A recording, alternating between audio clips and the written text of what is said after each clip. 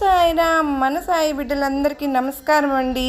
ఈరోజు సాయి చరిత్రలో విశిష్టత 1954 సంవత్సరం అక్టోబర్ 7వ తారీఖున శ్రీ సాయి చరిత్రలో ఏం జరిగిందో స్మరించుకుందాం.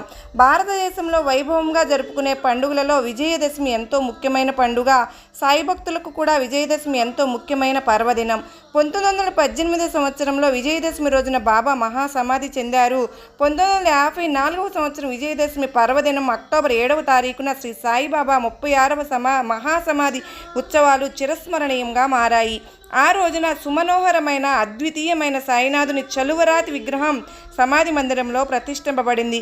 అపురూపమైన ఈ విగ్రహ ప్రతిష్టాపన మహోత్సవం బాబాను ప్రత్యక్షంగా సేవించిన ముఖ్య భక్తుల్లో ఒకరైన శ్రీ సాయి శరణానంద వామన్రావు పటేల్ చేతుల మీదుగా జరిగింది.